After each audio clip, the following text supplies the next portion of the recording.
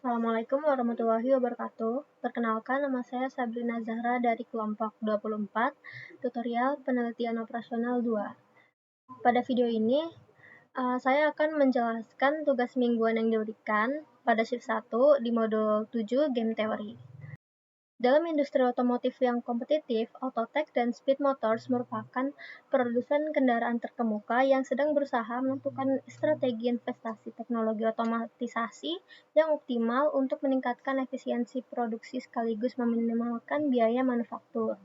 Kedua perusahaan tersebut sama-sama memiliki 3 strategi investasi, yaitu robotik canggih atau RC yang menggunakan robot industri untuk meningkatkan efisiensi, Internet of Things atau IoT yang memanfaatkan sensor pintar untuk pemantauan produksi, dan hybrid system atau HS yang mengombinasikan robotik serta IoT untuk fleksibilitas maksimal.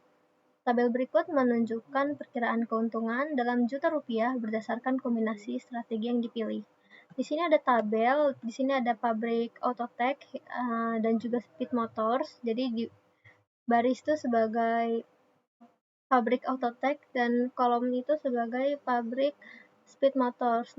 Nah, terus di sini tuh ada perkiraan keuntungan berdasarkan kedua pabrik tersebut. Berdasarkan tabel keuntungan di atas, tentukan strategi yang harus dipilih oleh masing-masing perusahaan untuk memaksimalkan keuntungan dan meminimalkan kerugian. Nah, di sini kita bakal pakai metode game theory. Yang pertama, aku bakal menyelesaikan pada software RStudio. Di sini kita membutuhkan dua package, yaitu LPsoft dan Matlab. Di sini kita bisa langsung install dan aktifin kedua package yang barusan aku sebutin. Nah, terus di sini ada matriks keuntungan. Matriks keuntungan tuh disesuaikan sama tabel yang tadi ada di soal. Setelah dibuat matriks keuntungannya, kita bisa langsung print ke tabelnya. Terus di sini tuh kita yang pertama bakal cari nilai maksimin. Nilai maksimin itu nilai terbesar dari setiap baris yang ada di sini, yang ada di tabelnya. Terus setelah itu kita juga bakal cari nilai minimax atau nilai yang paling kecil di setiap kolom yang ada di tabel tersebut. Nah, ini udah ke install dan udah diaktifin. Ini bisa langsung di run karena kedua package-nya udah selesai di download.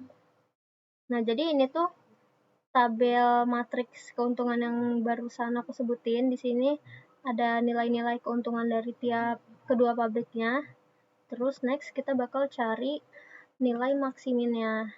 Jadi di sini tuh nilai maksimin dari setiap baris itu ada 58,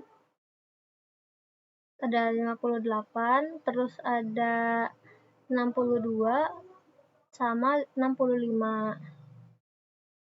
Oke. Di sini yang paling besar tuh nilainya adalah 65. Terus setelah itu bakal cari nilai minimax dari setiap kolomnya.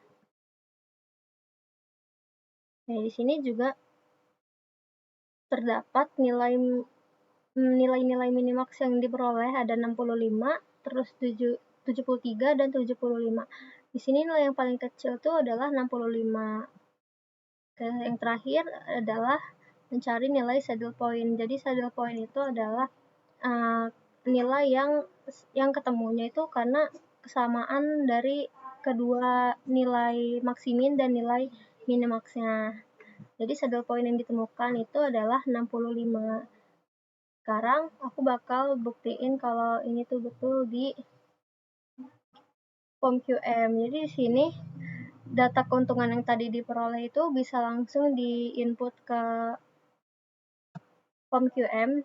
Jadi di POM-QM ini, hal pertama yang bakal kita lakuin itu, kita bakal cari game teori itu ada di modul sini.